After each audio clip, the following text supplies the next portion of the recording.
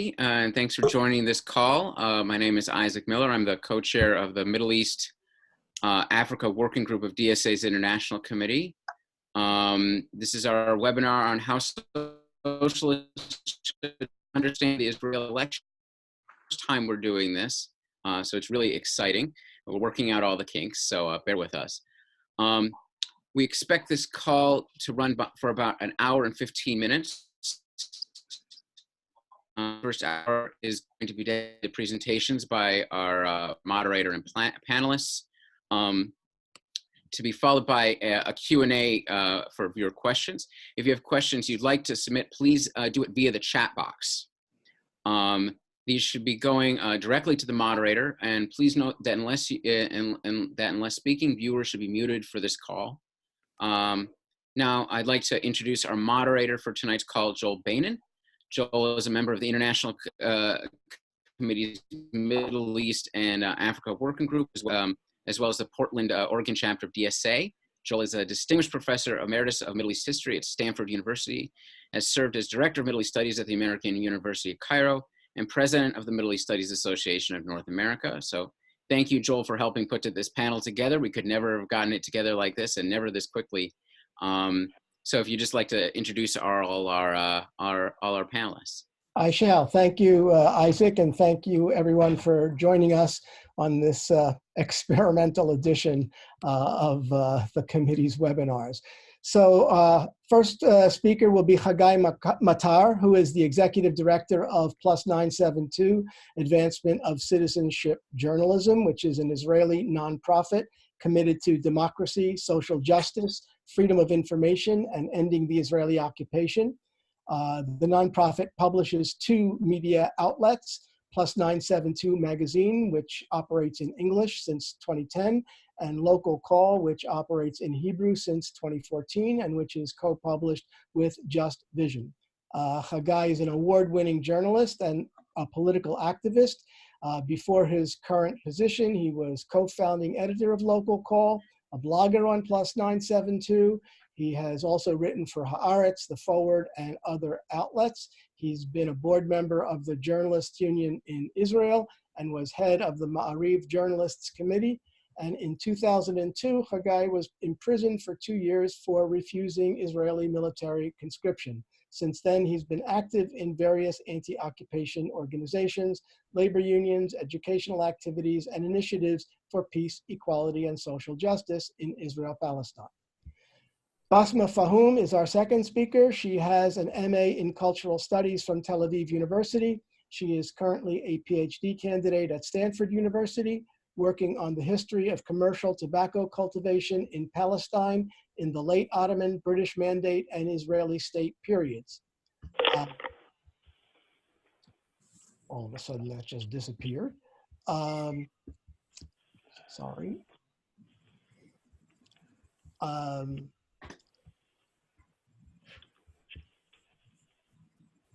Okay.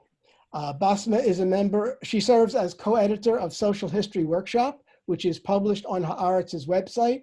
Basma is a member of Academia for Equality, an organization promoting an equal, accessible, and demilitarized education in Israel and the occupied Palestinian territories. She was for several years an activist with the Democratic Front for Peace and Equality, one of the components of the joint list about which she will say something, I think. Our third speaker is Osama Khalil, who is Associate Professor of History at Syracuse University's Maxwell School of Citizenship and Public Affairs. Osama is the author of America's Dream Palace, Middle East Expertise and the Rise of the National Security State, published by Harvard University Press in 2016. And he is an editor of United States Relations with China and Iran Towards the Asian Century, Bloomsbury Press 2019. Osama has been a frequent media commentator and contributor, including for the Huffington Post, Los Angeles Times, The Hill, The National, Al Akhbar, and Al Jazeera. So each of the panelists will speak for 10 to 12 minutes. When they are done, I will ask them some questions, and then we will open it up to questions from the audience. So the first one to go is Haggai, please. Thank you very much, Joel, and thanks everyone here at the DSA for having us. I think as we're talking about the Israeli elections, and we've had quite a few of those recently, I want to offer a little bit of background just to kind of understand what exactly is the nature of the struggle that's taking place in Israeli politics right now, the kind of the central struggle. And there are several peripheral ones that I think are even more interesting. I'll start with the central one. I think the central struggle right now is between two different types of Jewish Israeli elites. One is the old elite. It's mostly secular. It's based in Tel Aviv. It's considered more liberal. It's called leftist, even though I think most of us would agree that it very much isn't. And it has a very good stronghold in the academic world, in culture and media, but also in the army, the judiciary, and the economy, of course. Now, the new elite, and it's very much Ashkenazi based. It's the kind of Jewish the Jewish community that came from European countries, whereas the new elite that is fighting it for control of power and resources is more religious or conservative or conservative. It's more settler oriented, and some of it is more Mizrahi, that it means comes from Jews coming from Arab or Muslim countries.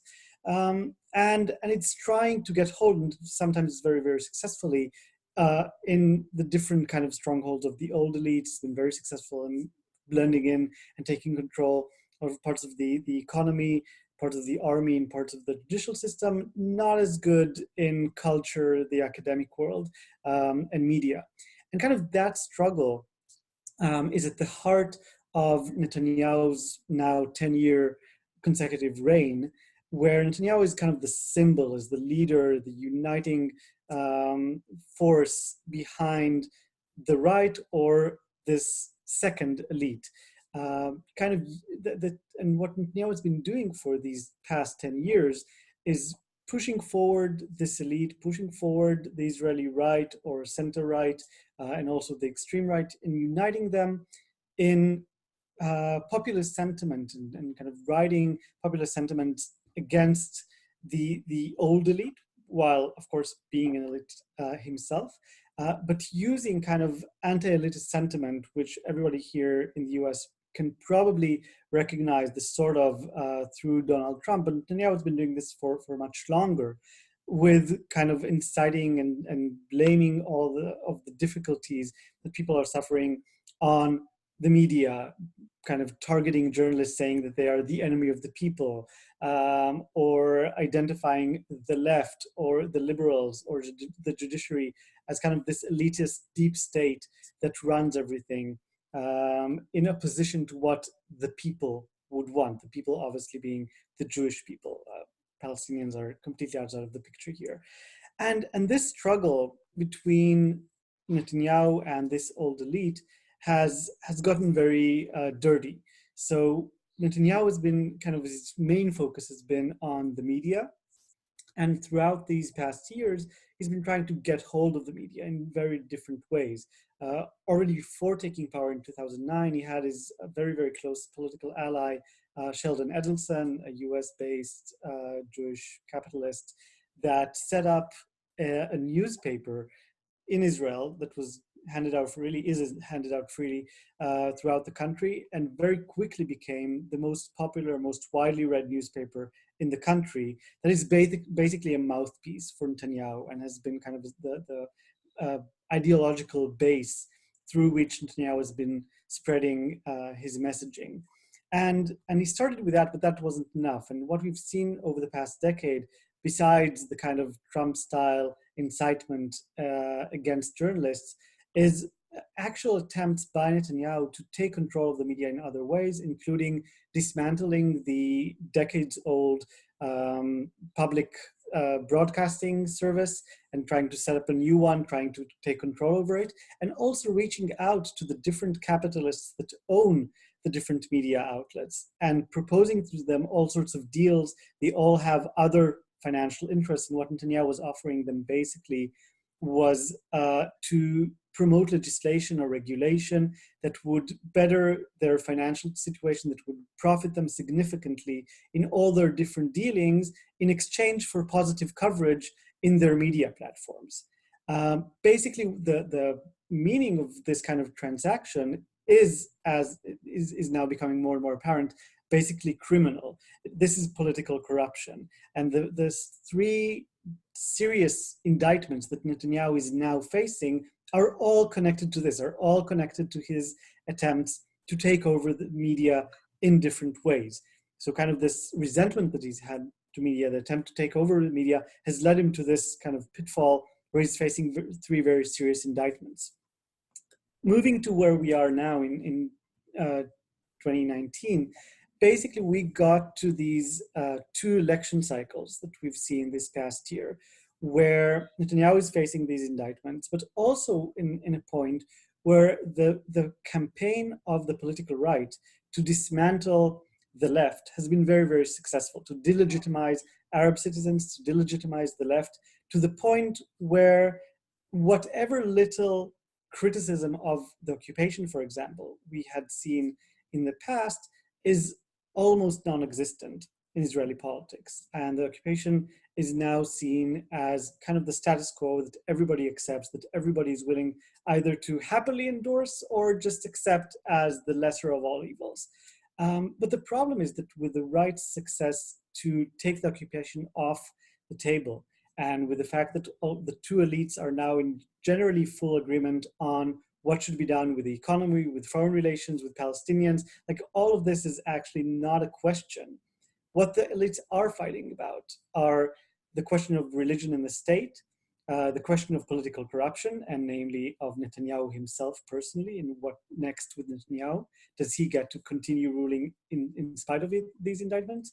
And the question of dismantling kind of the old establishment, kind of the incitement against the judiciary, the incitement against the prosecution, and so on and so forth. Basically, that is the stalemate that we're in right now, where we had these elections early 2019. This is just for background for anyone that doesn't know. Israel has a multi-party parliamentary system where on a national level, people vote with one ballot for one list. The different lists go into parliament called Knesset, where there are 120 seats. Never in the history of the country has any party gotten more than the 60 seats you need to form a government. So all governments in Israeli history have been coalition governments. And since the beginning of 2019, when we had the first round of elections, Netanyahu has not been able to form a right-wing coalition because the right is now fighting in itself on these questions of religion, corruption, and dismantling the old establishment. We had one round of elections. Netanyahu failed to form a government. He took the country to a second round of elections, hoping for a better result, ended up in the exact same position where no government can be formed because the different parts of the right cannot agree on these basic questions. And it is kind of a common assumption that once Netanyahu actually goes to trial and is removed from the political sphere, the right can reunite, probably on a secular basis, probably agreeing to kind of lower the incitement against the establishment and just deal with removing the political corruption, and everything else can be agreed upon. That's basically where we are now, with a very much delegitimized left, a right that is torn within itself, but is probably very likely to reunite once Netanyahu is removed one way or the other in the coming few months, possibly through a third round of elections that we might be seeing soon. And that's where we are. I think I'll leave it there. And what does that mean for the left? We can discuss shortly. Joel, you're muted. Still muted. Thank you, Haggai. A little bit rough on the technique here. Basma, are you there?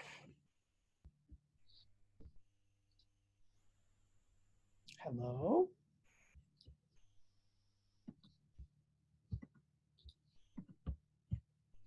Okay, now I'm here.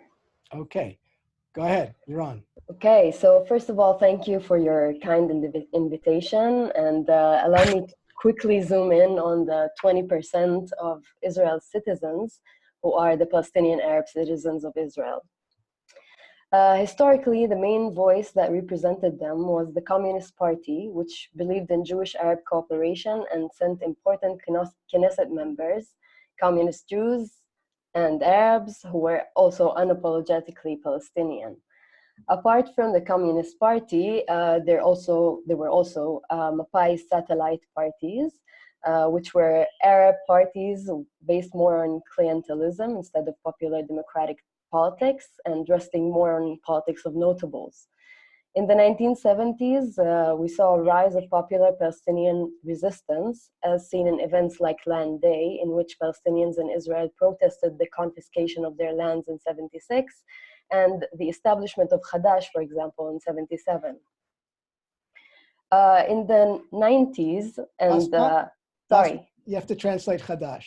Oh, sorry. Hadash is a democratic party, the Democratic Front for Peace and Equality, which is the Communist Party in addition to other leftist factions that joined it in 1977. In the 90s and after the Oslo Agreement, we saw a boom in the number of Arab parties added to the political map, and now prepare for a lot of name dropping. Each party, unfortunately, has names in 3 languages. So Tajammu' al-Balad, the National Democratic Alliance, it promotes the recognizing of Palestinians as a national minority and calls for equality in citizenship. The United Arab Party, or GAM, الحركة العربية للتغيير, the politics, it's basically the political wing of the Islamic Party, and TAL, or the Arab Movement for Renewal, which is basically a one-man party concerned with the rights of Palestinians, but in my opinion, it doesn't have a far-reaching agenda. All of these parties, of course, opposed the occupation, and so now I will leap quickly to the current decade and tell you about what's happened in the last 3 elections in Israel with regards to the Arab parties in the Knesset. So first of all, Avigdor Lieberman, who has been meddling in Israeli politics, he's a right-wing secular, so-called secular politician. So he has been meddling since the beginning of his political career, not only now.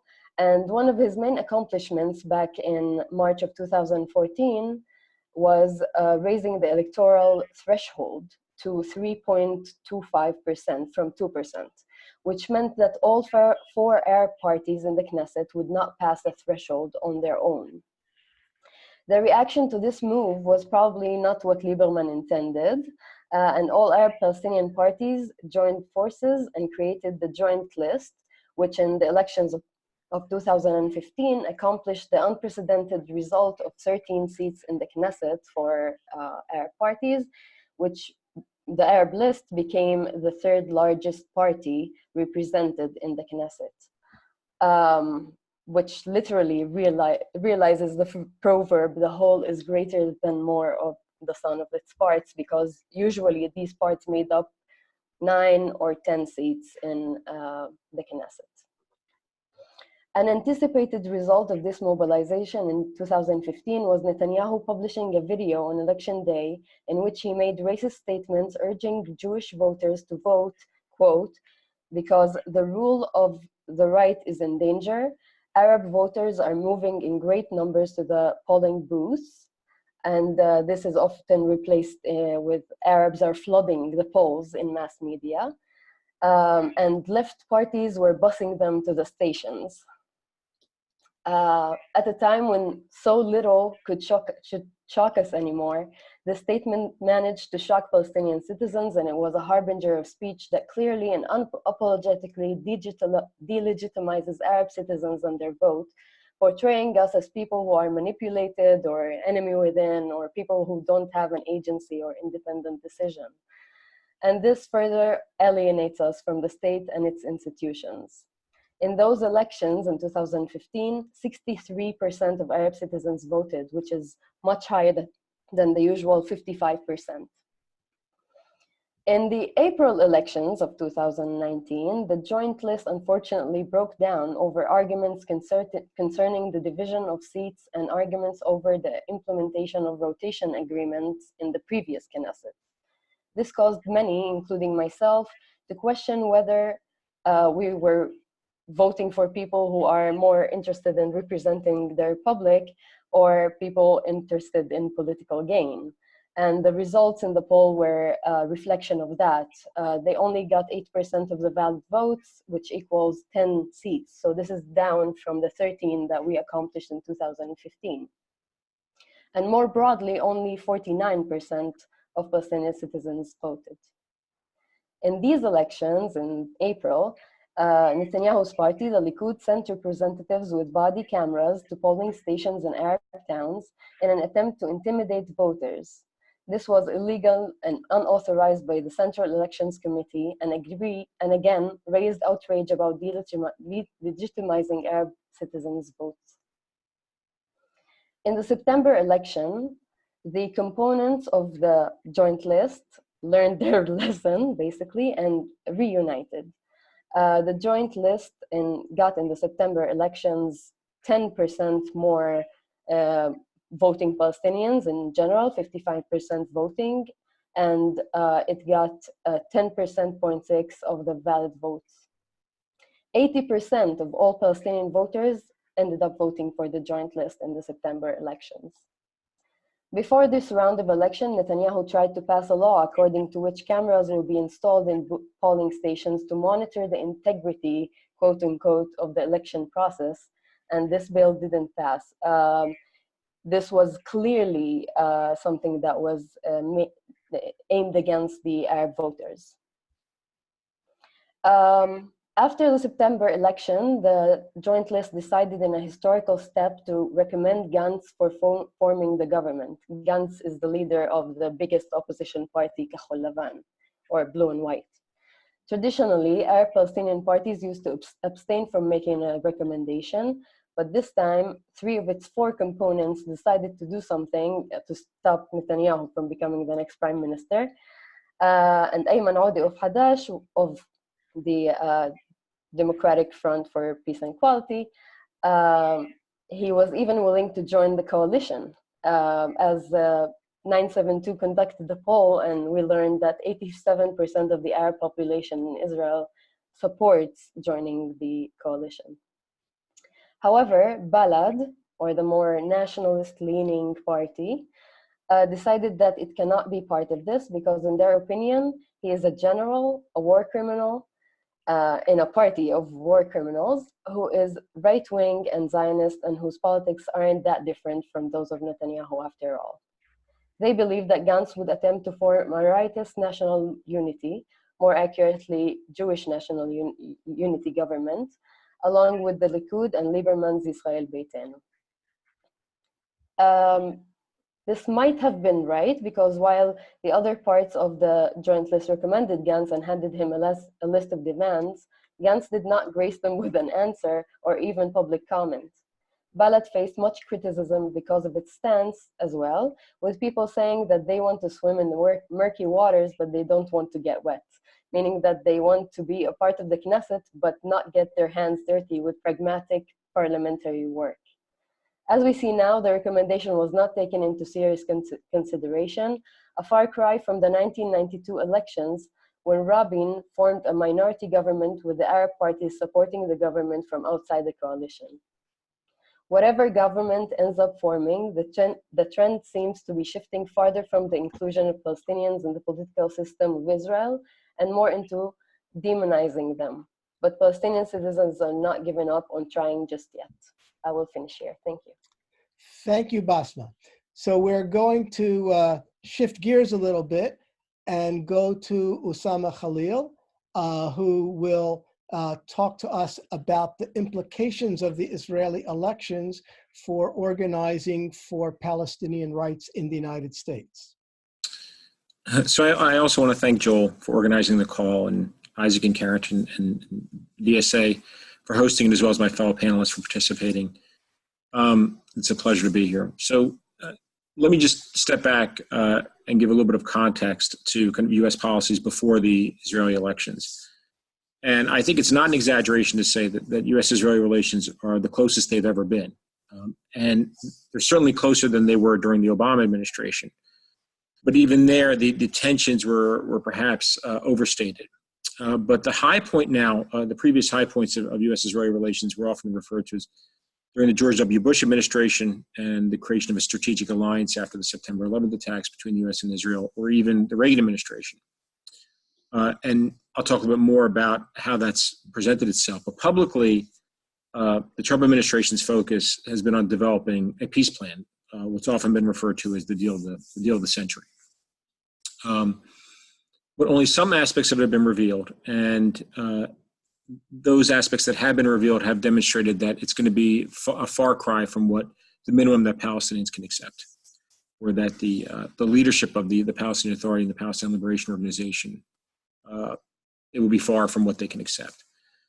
And these efforts at constructing a deal of the century, quote unquote, and really pushing it and pressuring the Palestinians to sign on to it without revealing its contents, that have intersected directly with attempts by Washington to build a regional coalition of Gulf Arab states with Israel to contain or confront Iran. So you can see these kind of broader regional efforts, as well as the attempt to essentially settle the Palestinian issue, whether they like it or not, thereby to allow for a more direct confrontation with Iran. And as many may know, the Trump administration's actions have also closed off negotiations on key issues, and this includes the recognition of Jerusalem as Israel's capital, which was kept off the table until final status negotiations, as well as, even though it's not related to the Palestinians, but the U.S. recognition of the occupation of the Golan Heights, and the annexation of Israel's annexation of the Golan Heights.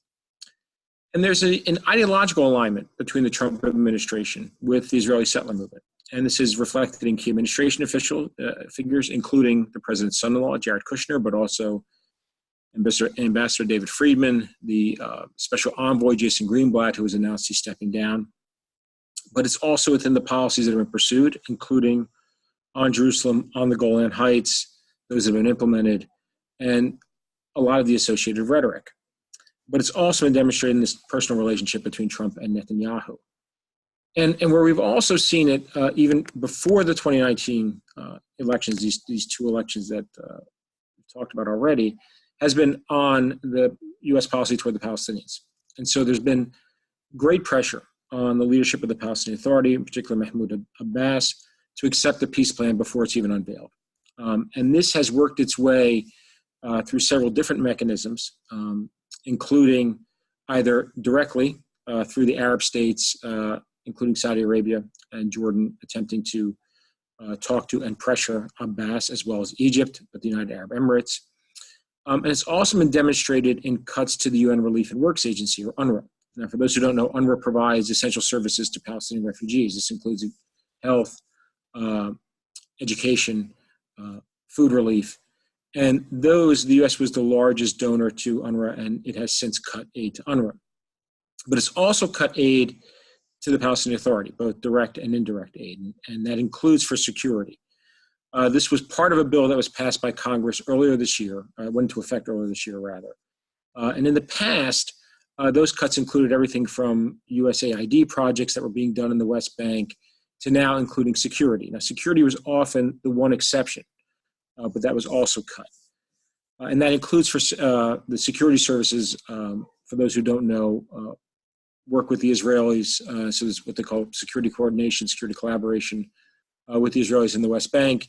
And that is the coordination is still continuing, but the U.S. is not underwriting it. I'm told, though, and I think this is essentially been making the rounds in the press, that the U.S. Congress is likely to restore funding before the end of the year, but only for security. So the amounts of money that were to go to USAID will not be restored. It may also be important to kind of understand for those chiming. You often hear these terms thrown around between the Palestinian Authority, the Palestine Liberation Organization, the main representative of the Palestinians, and those that are the signatory to the agreements with Israel, the Oslo agreements, is the Palestine Liberation Organization. The Palestinian Authority was created back in 1993, 1994 to administer the Oslo Accords. Mahmoud Abbas, who's the president of the Palestinian Authority and the chairman of the Palestine Liberation Organization, but he also carries the title of the president of Palestine, essentially sits in the seat for those two organizations, as well as the quote-unquote state of Palestine. The third aspect of U.S. policy toward the Palestinians is targeting the boycott, divestment, and sanctions movement. And so this has been seen both in the U.S. Congress, including in a resolution that was recently passed by the House overwhelmingly, as well as at the state level. And I think it can be expected to be heightened even further as we head into an election here in the U.S. and for this to be fought out in the courts over the next few years. I think you can expect to see more types of resolutions like this, either beyond what was just done at the House, but also at the state level, and more states perhaps signing on. Which leads into kind of where we are here. What do we do about in the U.S. after the 2019 elections? And I think it's important, as Besma perhaps pointed out, that we need to focus on policies and not personalities or individuals. And that there has to be an actual difference in the policies, assuming that Gantz can actually form a government.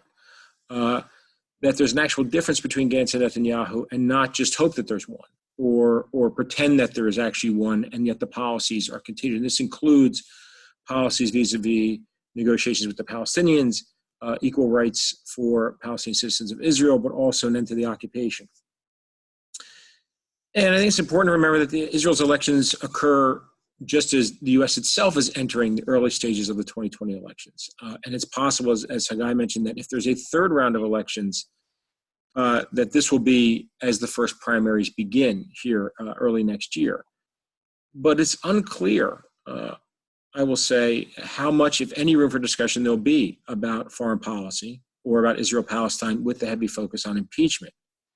That doesn't mean that activists, particularly political activists, should take their eye off of this. And I think in 2020, it's going to be very important to continue building a progressive bloc in the United States, and that includes holding the current seats and expanding them. So I'd mentioned earlier that there was a House resolution against boycott, divestment, sanctions, and 17 members of the House voted against it. It was overwhelmingly passed. So it's important to support those 17 members of the House, but also expand their number, and to reach out to progressive members of Congress that supported the bill, including one that was a co-sponsor of it, Ro Khanna, and attempt to improve their understanding of the issues. It's also important, especially by next summer, that the DNC, the Democratic National Committee, is challenged on Palestinian rights. What we don't want to see is a repeat of 2016 and the debates over the platform that were debates that were shut down. And including the refusal to even discuss the Palestinian territories as occupied. We also want to make sure that, related to the DNC and the DNC platform, the Democratic Party platform, is that Trump's decisions, particularly on Jerusalem and toward the Palestinians, are rolled back, that they're not accepted as U.S. policy. And there is a real risk of that, depending on who the nominee is, but even the party platform itself, because they're often beholden to a number of prominent donors that are, at a minimum, hostile to Palestinian rights. And essentially, I think the connected to that also is that whatever the outcome of 2020 is, that we need to support BDS efforts in the United States and broaden coalitions, and that includes working with organizations to challenge efforts to silence and criminalize BDS. So I hit on a number of points there, but I'm sure there'll be a number of questions during the talk, but I'm happy to entertain more. Thank you, Osama. So what's going to happen now is I'm going to ask the three panelists a few questions, and then after we do that for a few minutes, we'll open it up to everyone. So the way you can ask a question, and you can actually start to do it now, is in the chat, you can direct your question to me, and I will field them and filter them and combine them and make them more digestible for the panelists. So my first question to the panelists is to either or both Basma and Haggai, which Basma, I think, mentioned Avigdor Lieberman and his party, Israel is Our Home, Yisrael Beitenu. He has historically been a close ally of Netanyahu. And had he maintained that alliance with Netanyahu in April 2019, after those elections, a right-wing government would have been formed. But he insisted, no, he's not joining that coalition that Netanyahu wants to form because it will include the ultra-Orthodox parties. And that's the immediate reason that we had a second election round. And now he's still taking the same stand. So what is up with that? Why does someone who has historically been a major figure on the right stand as the principal bloc to the formation of a right-wing government led by Netanyahu?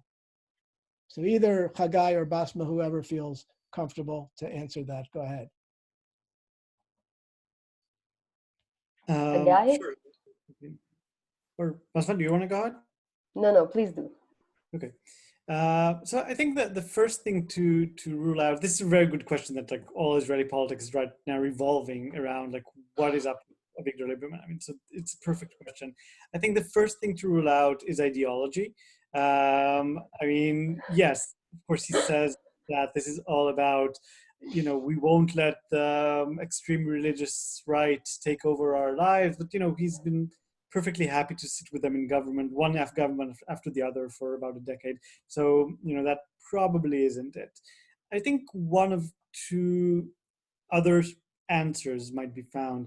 One is Lieberman's own kind of base that is gradually shrinking. I mean, Lieberman commands a party whose entire kind of raison d'etre is to represent Russian immigrants, Jewish Russian immigrants, that as the years pass since the mass immigration of the early 90s, the older ones, who are his kind of core base for support, grow old and some die out. And the younger generation, even some of the older ones, through time, you know, almost 30 years have passed since, and these people have become integrated with societies. They don't need a party to represent them as a minority immigrant group. They're, you know, voting to all the other parties according to their ideology or personal beliefs or interests, and they don't need this kind of immigrant party. So kind of finding a new line, a new approach, and in this case, kind of being the voice of everybody who is right, but also secular and anti-religious, ruling over kind of secular lives in the country. That is kind of a new ticket for him that worked amazingly. Like in the previous first 2019 elections, Lieberman got 5 seats in the Knesset. The second one, he got 8 seats. That's a considerable rise. The other answer could be that Netanyahu, facing these indictments, wants a coalition that would not only support him as prime minister, but would also pass legislation that would prohibit filing an indictment against a sitting prime minister. So basically this question of whether or not Netanyahu can get immunity as prime minister will determine if Netanyahu is removed from Israeli politics after being the sole leader of Israeli politics for more than a decade, or if he stays on indefinitely, because there is no limit in Israeli politics to how many times a person can be prime minister. I think Lieberman sees himself as a possible candidate for being a future prime minister, and recognizing that this is the moment where either Netanyahu gets to stay on for prime minister for another 10 years, or is removed completely and opens up kind of the race for the next prime minister. That also can be an answer to why Lieberman's breaking away from him. Let me press you on that a little bit, Haggai, because in some of the Israeli media that I have seen since the September election, it's been suggested that, as you say, Lieberman's voters, the younger ones, are now integrated into Israeli society. But in fact, somewhere between a quarter and a third of them are not recognized as Jews by the Israeli rabbinate, and the rabbinate controls all matters of civil status, marriage, divorce, burial, inheritance, and so on. So they are suggesting that what Lieberman is now standing for is these people's right to be recognized as real Jews, which would be a major difference in the way that Israeli politics has been constructed since 1948, not to allow Orthodox rabbis to determine all these important issues, which, of course, among many other things, includes a big dose of patriarchy. You're very right. I would just say that this is also a chance to pull back kind of the Russian crowd that has a vested interest in fighting off the religious establishment, but also other types of people that are on the right, but feel very strongly about their secular sentiments. And once again, like I said before, just considering how the question of occupation is completely off the table. So you don't have to vote for kind of the settler party or the Likud to protect the occupation. You can support kind of a center-right secular government, which is what Lieberman is aiming for. And that's kind of, those are the votes that he's getting from both Russian and non-Russian secular right. So Basma, here's a question for you. You presented a sort of rosy picture about the joint list coming back together, and the leader, Ayman Odeh, saying that he would be willing to participate in a coalition, and the list, except for the National Democratic Alliance component of it, endorsing Benny Gantz, the leader of the Blue and White Party, for prime minister, all of which has been written about in Israeli media that is not hostile to Palestinian citizens of Israel as, whew, at last, they are joining the game. They are ready to be integrated. It doesn't look like there's any difference between Benny Gantz and Bibi Netanyahu in terms of their willingness to take a step to meet them. On the other hand, some Jews voted for the joint list. How many Jews voted for the joint list? And is this a harbinger of some kind of joint Jewish-Arab struggle for equality or something? Well, that's a very rosy question, I think. I think only about 17,000 or 18,000 people who are Jewish voted for the joint list. This, of course, is not accurate because in Israel, statistics are according to place, to location. The polling station can be in mixed cities or in Jewish cities or Arab cities, and this is the only thing you see, but you don't see the makeup of the people who voted. So this is only an estimate. This is a rise from the traditionally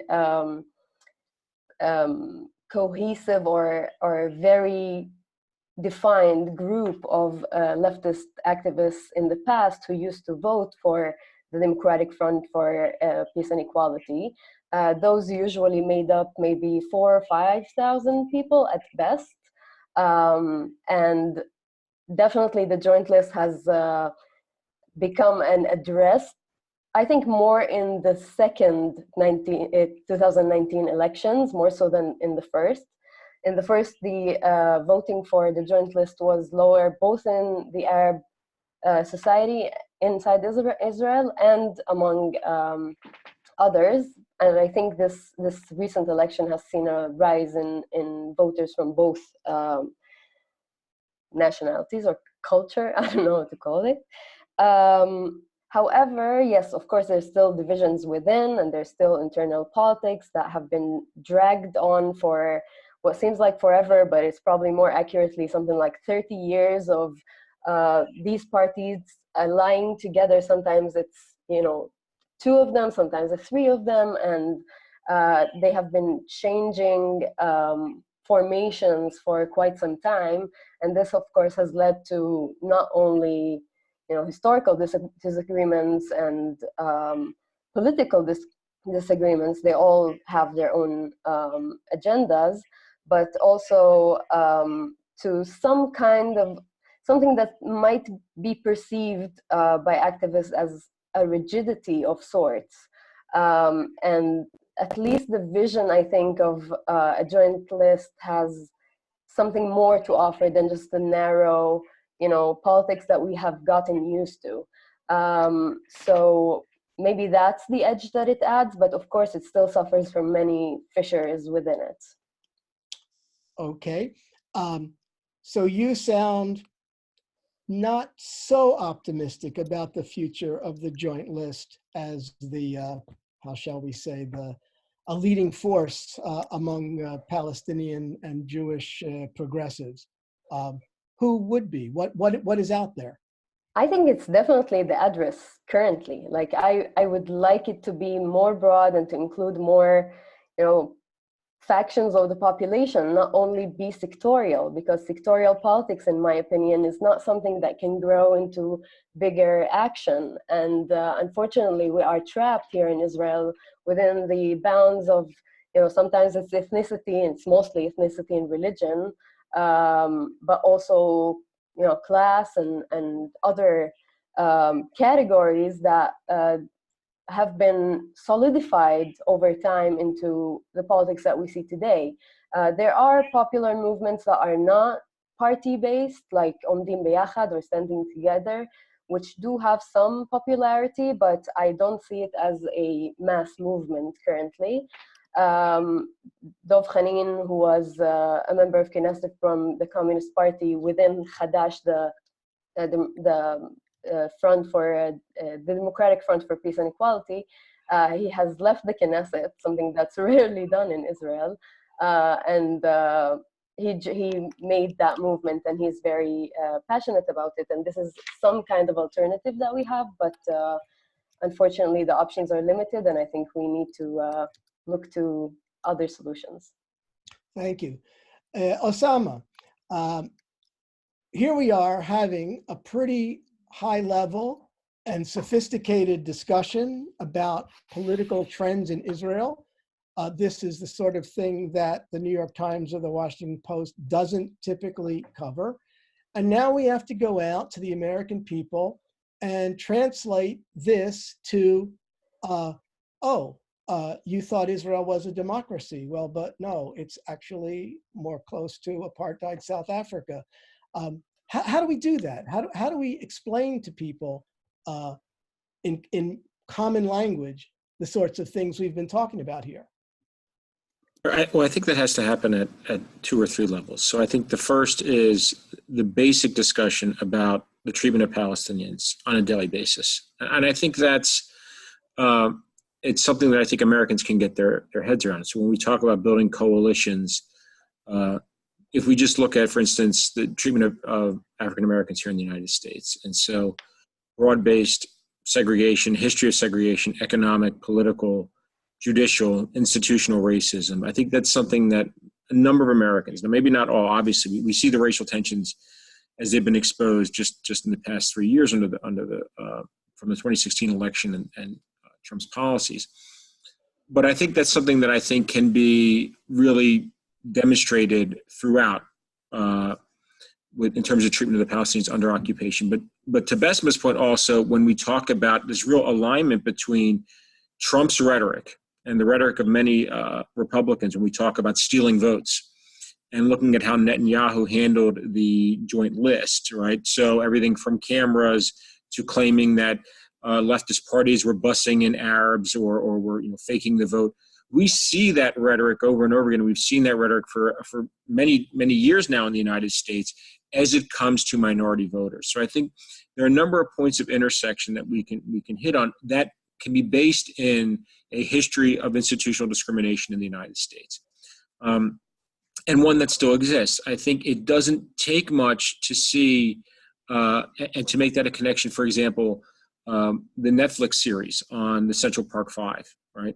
And when we look at When They See Us, that's the name of the series. When we look at that and we look at the treatment of the number of Palestinian youths that are being arrested and children that are being arrested, and this is well documented by Amnesty International, by Defense of Children International, by a number of human rights groups, that I think we can draw those comparisons, and activists need to draw those comparisons, and paint that picture for the American public, that this is not just occupation, that this is apartheid.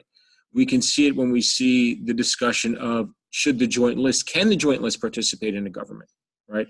Is that even acceptable? I mean, this is a standard. Now, Bessman brought up the '92 elections, and yet we know, for example, that during the discussions about Oslo, there was one of the points that really driven by Netanyahu as well as others was, if there is a final status negotiation, it has to go to a referendum, or whatever the peace deal is, and it has to be approved by a majority of Jewish voters. So this is kind of a consistent pattern, and we see it again and again in Israeli politics. Much like we see Trump's rhetoric here in the United States, whether it comes towards African Americans or Latinos, this idea that the United States is under threat from a brown other, quote unquote, is I think something that activists can come to understand. So at that level, I think that's important. I think at a second level, I think there's also the discussion of how do we achieve, quote unquote, peace in this area, right?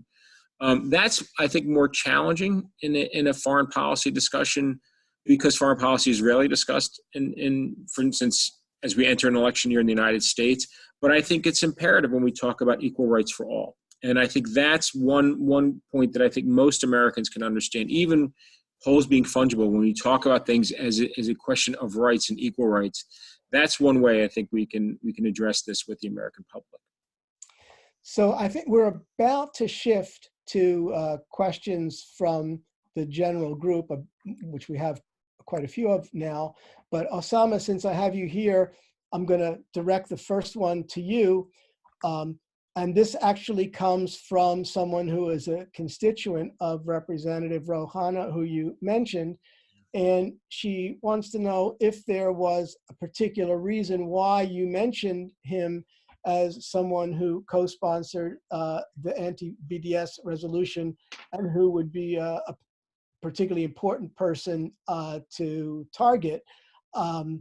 His constituent says, Hannah says that it's already a recognized constitutional right, that is the right to boycott, so there's no additional need for a resolution, and he won't sign on to an anti-BDS resolution. So is there some particular reason why he should be more important than other people to focus on? Well, I think, look, when he was the co-sponsor of the bill, I think he's also been very vocal about cutting off U.S. support for the war in Yemen. So he's definitely not someone who is fully ideologically aligned with the Trump administration, right? And I think, or for example, with the Democratic Party establishment. I mean, there are those within the Democratic Party that will be very difficult over and over again to get them to really kind of take a critical stance towards Israel. But I think he's one of those individuals that I think there needs to be at least a better understanding of why he felt the need.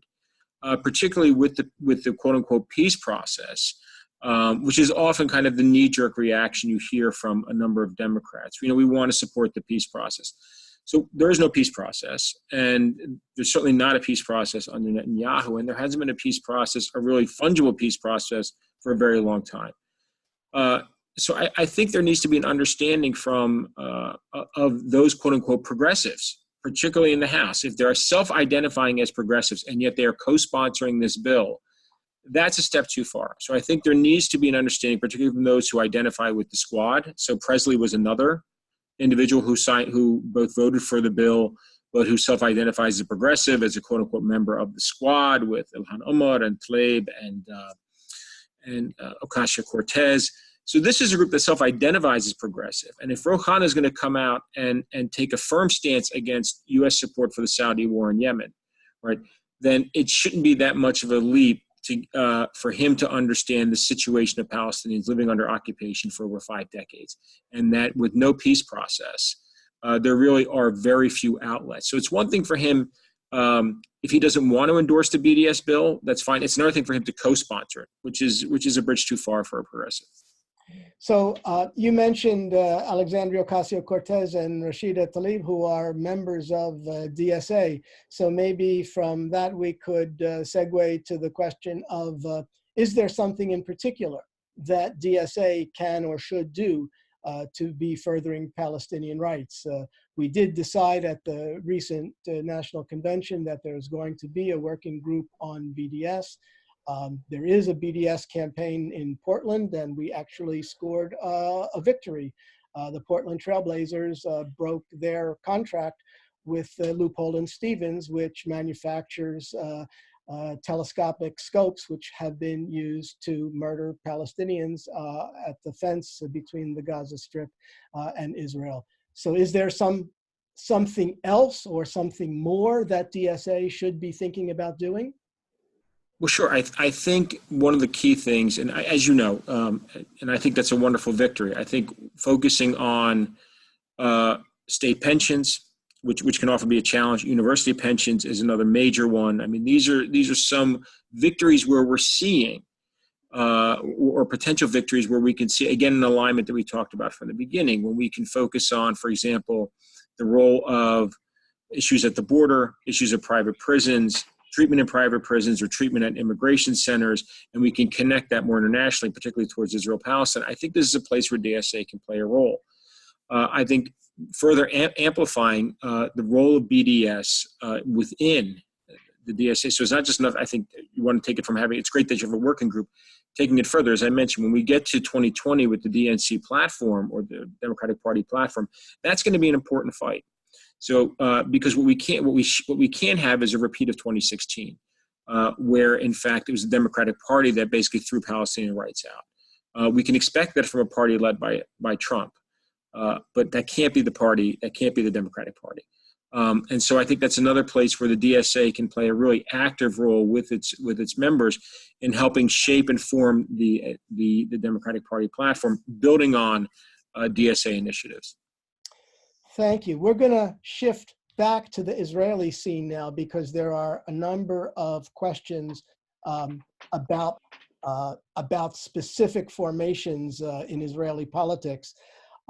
So I'm going to group them together, and then Haggai and or Basma, you can split them or speak to whichever one of you wants to speak to which part of these. So question number one. How exactly should we understand the blue and white list, which is led by Benny Gantz and Yair Lapid and the other former chiefs of staff? What do they represent? Two, since I presume we don't think they represent any kind of a left, is there any kind of Jewish parliamentary left in Israel? And what have they been up to in these past two elections? And three, if I can find this third question here. Some people have begun to speak about one state rather than two states because, as Osama, I think quite correctly said, there is no peace process and the prospects for two states are asymptotically approaching zero. So is this a useful conversation to have about one state? So Haggai, Basma, whichever one of you wants to go first and whichever one of you wants to answer whatever part of those questions. تدخل. Okay. So I think I'll try and be briefly placed for Basma here. First about blue and white, yeah, I mean, they're definitely not left in any way or form. They self-describe themselves as kind of the centrist party. I think in many ways we can say that if they're the center, then the goalpost of what center means has moved considerably to the right. We have people voting for them that had previously voted for parties that self-described as center-left or left-wing parties, and now are voting for a party that's made out of former generals that they're, like I said before, their ideology on anything from occupation through the economy to foreign affairs is very much like Netanyahu. The one thing that really kind of singles them out, and I think the reason for their formation and the way that they're kind of challenging Netanyahu right now is that they represent the establishment. Like Netanyahu has been this anti-establishment populist, kind of going against everything in the Israeli establishment, from the media to the courts to academic life to the security system. Sometimes you would think, this is the right, they support the army, but no, Netanyahu has actually been going after the army for being too left-wing or for being too liberal. So this party is kind of saying, wait a second, you're attacking all the symbols of statehood, of the establishment. And we want to retrieve the establishment, but we agree with you on everything else. So they have actually been saying, we want to sit in a government with Likud, just without Netanyahu, because he's bad trouble. He's corrupt, and he's leading this very inflammatory direction. But other than that, we agree with Likud on so many things. So that's blue and white. In terms of left, I think the Israeli left has been shrinking for quite some time.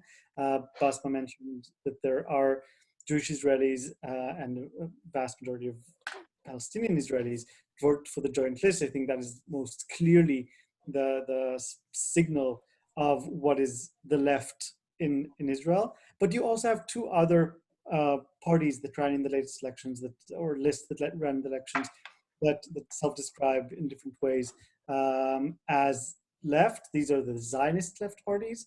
And actually an interesting thing happened in the second round of the 2019 elections, when they kind of broke into this new formation, both of them, that we hadn't seen before, with one of them taking, this is Labor, kind of the founding party of the state, the ruling party for many years, which has shrunk considerably and now holds 6 seats out of 120 in the Knesset. And they have taken this new turn, which is really, really interesting. It is now going for class-based struggle.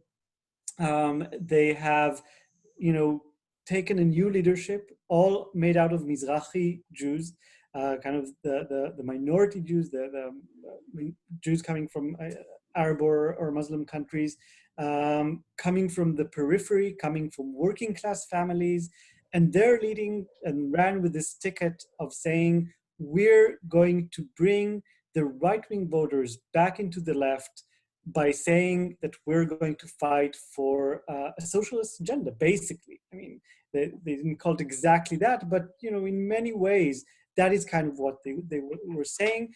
It wasn't a huge success in the sense that they kept the exact same size that they had before. Interestingly, though, they had scared away some of their old voters, which were bourgeoisie and Ashkenazi and kind of from Tel Aviv and the richer cities, and got new voters coming in from working class periphery Israel. So that was an interesting development. I wonder where they'll go, but it's still Zionist and very much Jewish. And the other list is Meretz, and that's kind of the liberal left that has taken a very strong turn into being the extreme bourgeoisie left-wing party, really centering only on civil rights in this very narrow form of anti-religious sentiment, kind of very much like Lieberman, actually, speaking a lot against the religious factions and religious control of our lives, talking about women's rights and LGBTQ rights, all very important, but all very, very, very liberal. Zero attention to the occupation and zero attention to class issues, to social justice.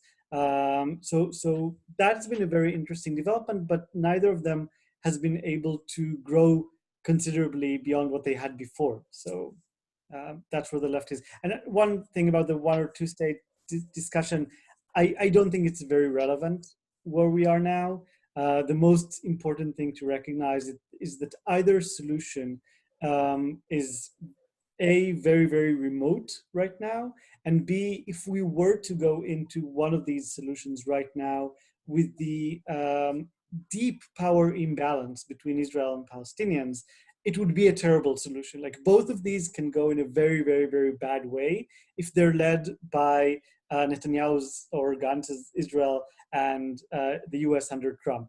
If either of these kind of lead either of these solutions, it'll be very, very bad. So I think what we need to understand that we first of all have to agree on a solution that will be based on Palestinian rights, on commitment to democracy, to equality, to everybody living in this country, and to social justice, if we don't agree on those principles as a basis for whatever solution, either of these solutions can turn out really, really bad. So, Basma, if I can turn to you to continue this discussion, the program of the joint list is 2 states. And Ayman Oda, in particular, is probably the most articulate and forceful advocate of 2 states. And polls of Palestinian citizens of Israel show that a majority of them favor 2 states. So what about 1 state then? So first of all, I just want to make 2 notes about blue and white, Kahol Navan. And I just want to say that the Druze community within Israel, 50% of it voted for Kahol Navan in the last elections, which is really important to remember. It still portrays itself as an opposition party for some extent, maybe because it didn't have the actual chance to show us its performance in parliamentary scene.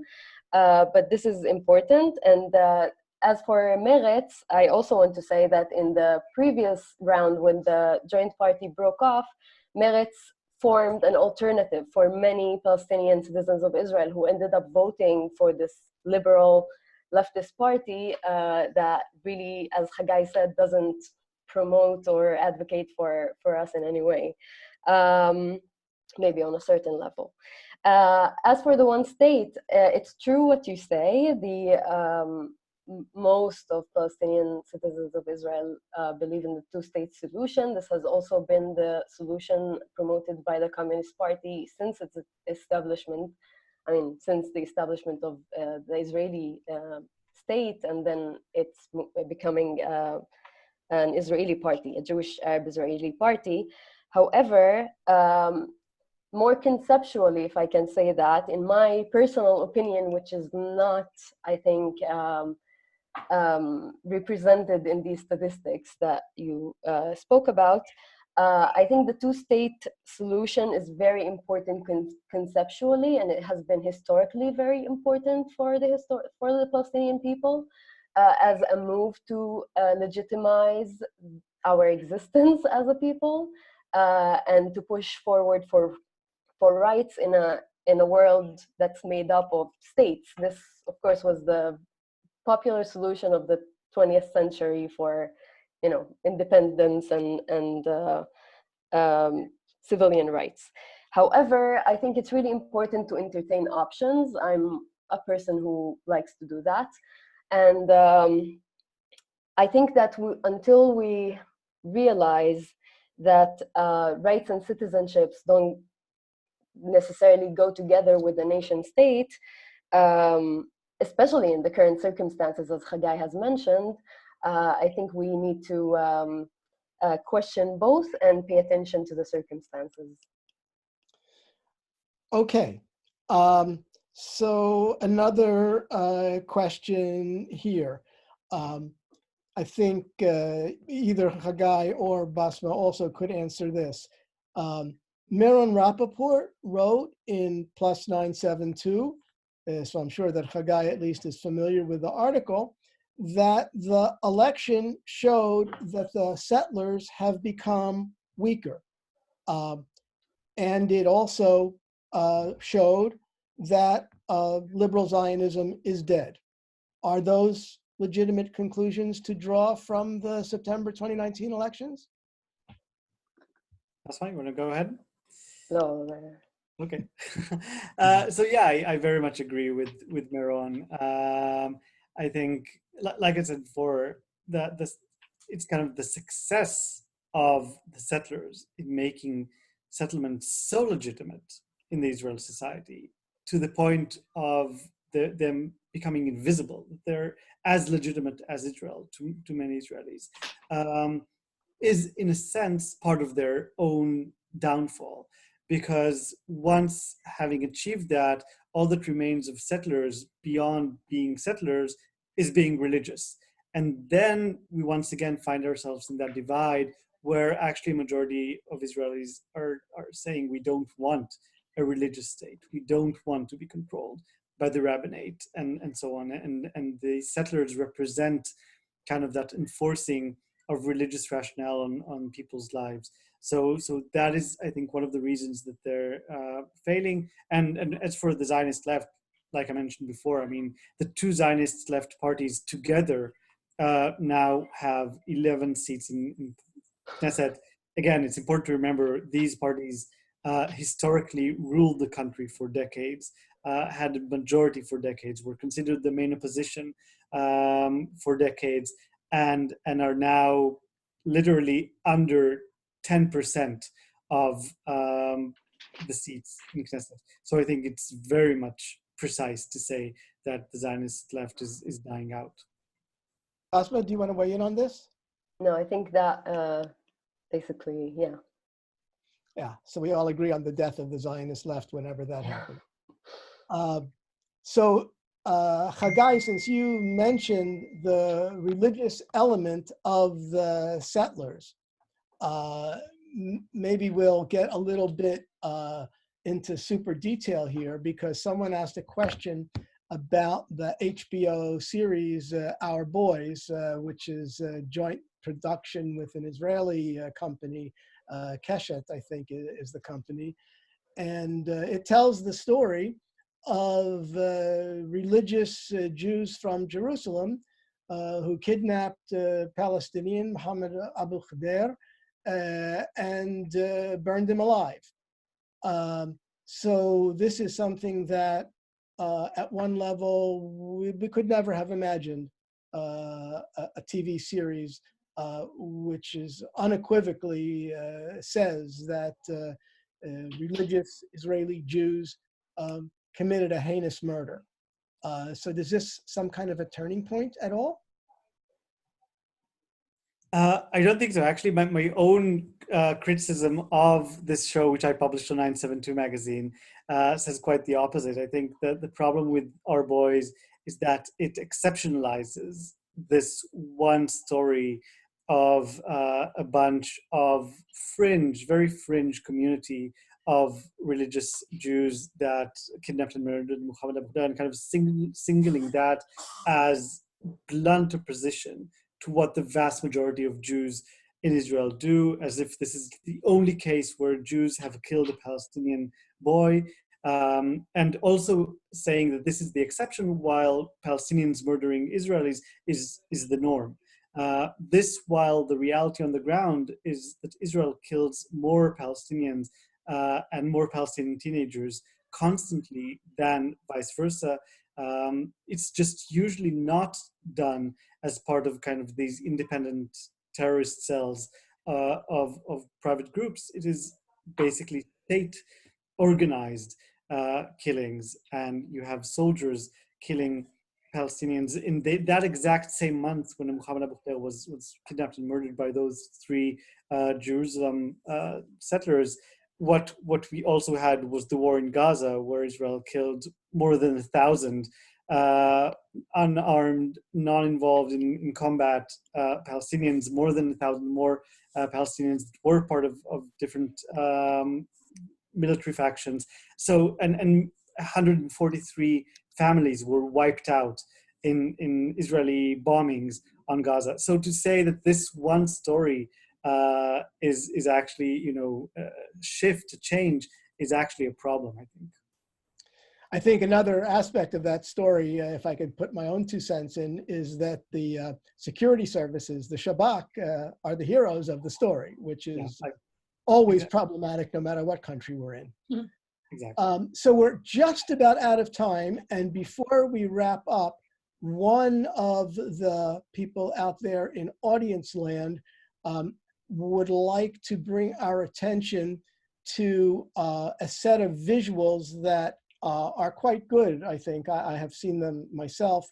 And you can find them at 101.visualizingpalestine.org. That's again, 101, the numbers, .visualizingpalestine.org on the internet.